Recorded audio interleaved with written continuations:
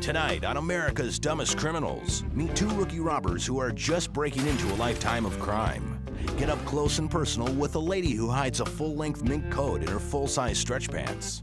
And witness a liquor store robber whose plan is 100 proof stupid. See all their schemes come uncorked right here on America's Dumbest Criminals. Delta 1566, give me a call on your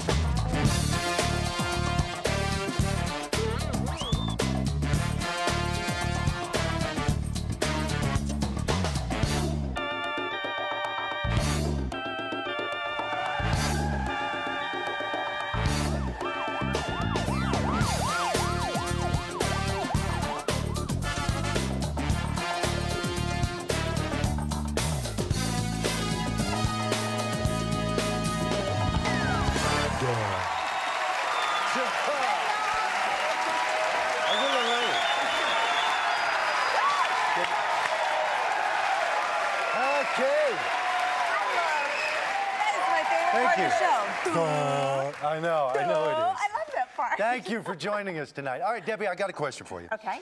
Have you ever used an alias? Is that the same thing as a stage name? No. I know you're like the Katie Couric of crime now, okay? But, I love her. Yeah. Oh, does that make you the Matt Lauer of law? well, yeah, I guess so. I don't know. We're messing with the first family here. No. We better not. No, but a little later, we're going to meet someone with more names than a phone book. But first, we're going to learn a little about video camera operation. Or more precisely, how not to operate a video camera. Well, yeah, or more precisely, how not to operate a video camera when you least want your words and actions on tape. Witness for yourself.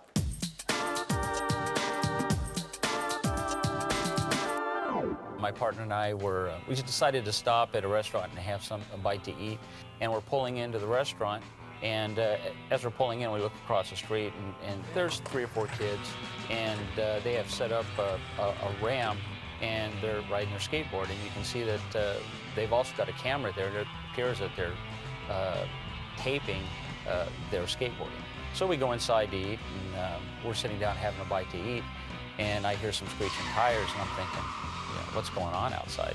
So I go out to the door, and I'm standing in the doorway looking across the street, and I see a car parked in an alleyway behind a Good Guy store. And I see these 2 guys get out, and one guy, you can tell he's walking towards this group of skateboarders in a kind of a confrontational manner. What's this all about? And all of a sudden I see this guy pick up a camera and some other object, and they run back to the car, get in the car, and take off. And I looked to my partner and I said, I don't think he just gave those to him. So we run over to our cars and we take off after him. We ultimately find out that they had approached these guys and robbed them of their skateboard and their skateboards, their video camera, and during this entire process, the entire traffic stop, their video camera was running. So the entire crime, everything they had to say inside the car, you could hear the traffic stop being initiated. Everything was on camera. And, the primary suspect did wind up going to prison, so at least the suspect didn't skate. The officer needs a bigger shirt, though, doesn't he? I don't know. Never film yourself committing a crime, right? No, never. Our next crook was no smooth operator either. He tried to rob a church, okay? Which is just asking for trouble of biblical proportions. He didn't bring on a plague of locusts, but he was struck with a curse of blinding stupidity. Here's this week's memento of something to remember me by.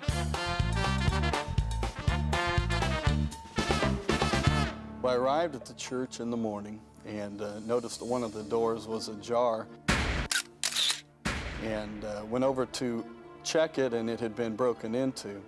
As I wandered through the church building, over in the parlor area, there was a cookie wrapper left. That's our older people's class, and I didn't figure they probably left it. I called the police. While I was talking to him, our secretary had arrived. She noticed the light was on in the ladies' restroom, which was kind of odd. And just as soon as she opens the door, whoa, a smell hit her, and she thought, oh man, I've got to go check this out, So she went into the restroom, looked into the commodes, and there was well, evidence. And right next to the commode, apparently, as the man was taking care of business, the checkbook fell out of his back pocket. Right next to the toilet. She got the checkbook, brought it into the officer, and it had all of his identification and everything in it. Later on in the day, we were interviewing for custodial help, and we were waiting on another person to show up, and so we were looking outside, and here comes a man in a ball cap, you know, kind of dressed down. So in the process, he kept asking me, do you have my checkbook? And of course, I didn't want to tell him what we did, and I didn't because the police officer had it. We notified the police after he left, and they went over to the convenience store and apprehended him. I guess, you know, this guy just wasn't very bright, you know, to come back and to the scene of the crime and try to collect his evidence that he left behind. I don't know, I would question the intelligence of him, but anyway, that's the story. That's a nice way to say it. I question the intelligence of the guy. Yeah, but you know, I always break into a church to go to the restroom, don't you? All right, now we're gonna meet a group of teenage doofuses, or doofi, who make Beavis and Butthead look like merit scholars, okay? Now, we've blurred the faces of these dope-smoking delinquents because, well, they were so high, that's probably how they look to each other. So, since their narration really wasn't all that interesting, I'll be playing the parts of all the boys. You can be the girls. Hey dudes, let's make a video of every stupid illegal thing we do today. Cool, man. Wow, like let's cheese off the animal rights people by playing Pass the Puppy. Dude, I have an idea. No way, you have an idea? Yeah, like, let's get the dog as high as we are. Cool, yeah. Since we've broken into this dude's house, let's like destroy something. All right. Okay, that's plenty of stupidity for one day. Look who's laughing now, boys.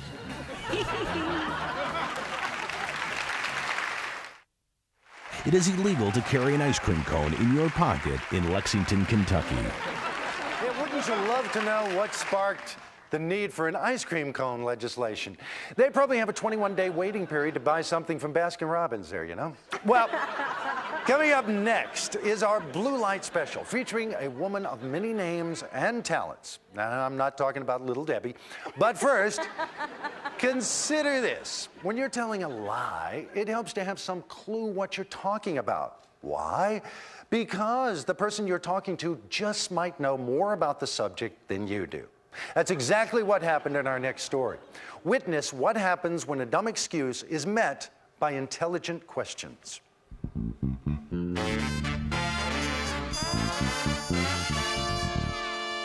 On a routine traffic stop, it turned into a consent search. The female passenger had left her purse wide open so that I could see some syringes in her purse.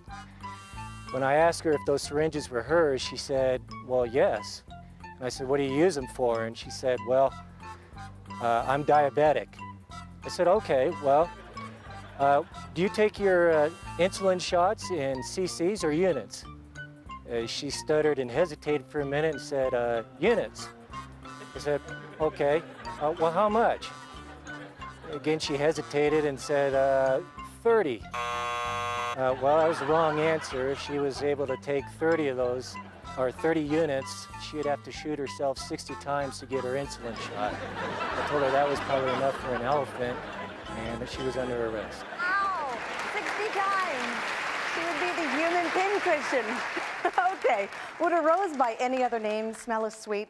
Probably so. But would a crook by another name seem as innocent? Probably not. Join us in the courtroom as we meet a shoplifter who has a fertile imagination and a blossoming identity crisis. Here's tonight's Blue Light Special.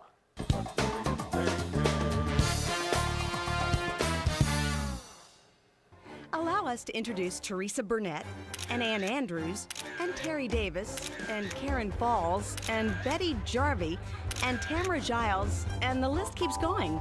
This lady arrested for retail fraud came with a whole army of aliases. 46 were listed on her rap sheet, 74 if you count all the derivative spellings. One version of this lady, and I'm not sure which one, was caught doing a bad thing. Seems that store security noticed that she made a $1,200 mink coat do a disappearing act into her stretch pants. The report indicates that she waddled out of the store. I can only imagine what it looked like. The judge didn't buy her plea for leniency, so it looks like she'll spend some time in jail. With 74 aliases, she'll experience prison overcrowding even if she gets solitary confinement. And Daniel, with those glasses, do you think she could also be Elvis? Yeah. She may have eaten a few fried banana sandwiches in her day, but gosh, I'm just thinking about her husband. You know, honey, did you gain weight or is that a mink coat down your pants?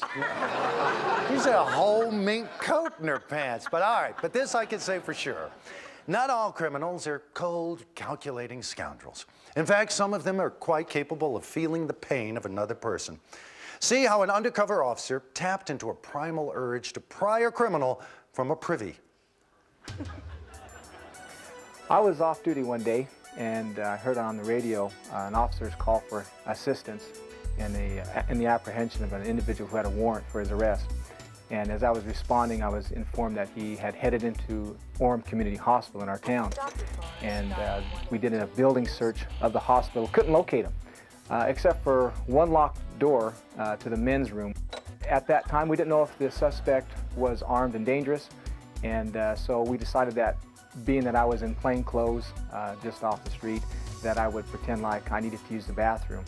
And so we cleared the hall, had the officers standing by the corners to pounce on him when he came out. I knocked on the door. When I knocked, I didn't get an immediate answer, so I knocked again quite loudly. And he said, yes. And I said, I need to go to the bathroom, please. Let me in. I need to go now. And he hesitantly just creaked the door open. And when he saw me in my street clothes, he felt like I was just a regular patron of the hospital. And so he opened the door, and after he took 2 steps out. What's going on? Up now. Still. This is bull. Come on. And that just goes to show that when you gotta go, you gotta go. And so he went to jail. And now, here's the guy who put the pomp into circumstance. Here's Daniel with ADC Headlines. All right. Now, do you see any resemblance between this $1 bill and this 20? Well, apparently a man in Baton Rouge thought the dead presidents were dead ringers for each other. He got the corners from a real $20 bill and pasted them onto a buck. And he tried in vain to make a Louisiana purchase at a store with his funny money. Well, federal judge John Parker ridiculed the man, calling him, quote, the most inept counterfeiter I ever heard of.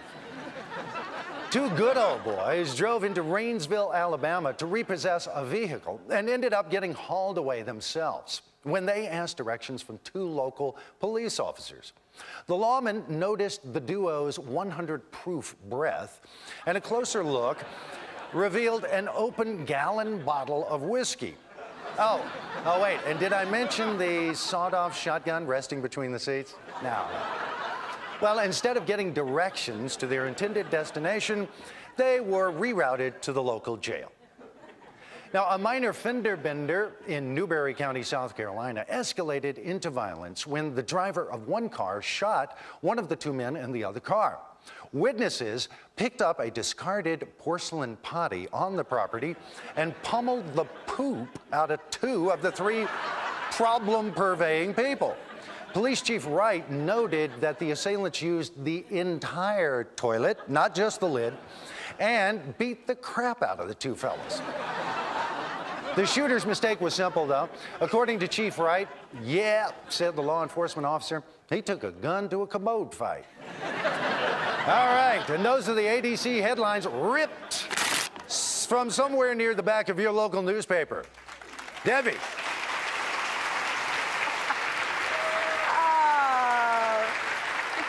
You are so bad. Well, you're familiar with the concept of instructional videos, right? Well, tonight we offer you something a little bit different. Here is a destructional video from a pair of would-be master burglars. For your enlightenment, they have allowed their antics to be taped for a crash course in how not to live. The goals of a master burglar are as follows. 1. Steal quietly into a victim's domain. Or in this case, bang on glass until it shatters. 2. Avoid all forms of detection. Or in this case, provide a picture so good that anyone in your whole city could point you out of a lineup. 3. Look debonair as you make a smooth getaway. Or run like crazy with a box under your arm. Maybe these guys weren't master burglars.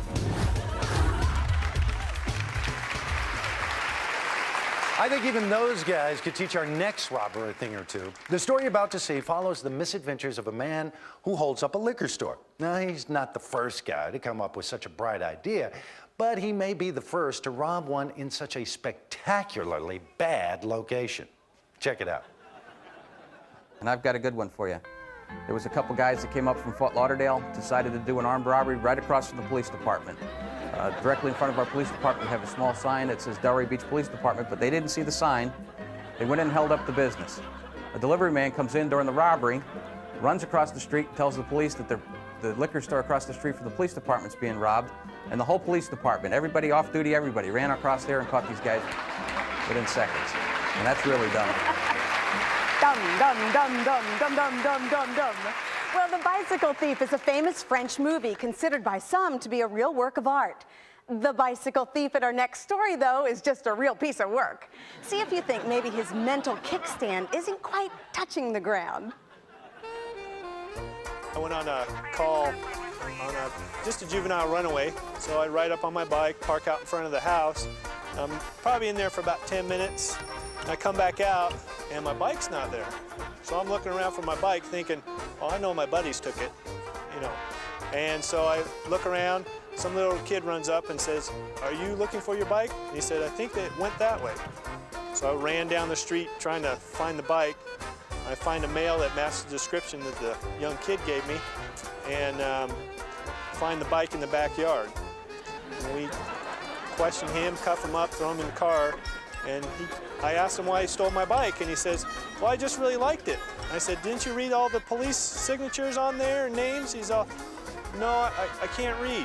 I thought a while and said, you know, maybe I should just read you your rights. So I did, and then I transported him to jail for stealing my bike.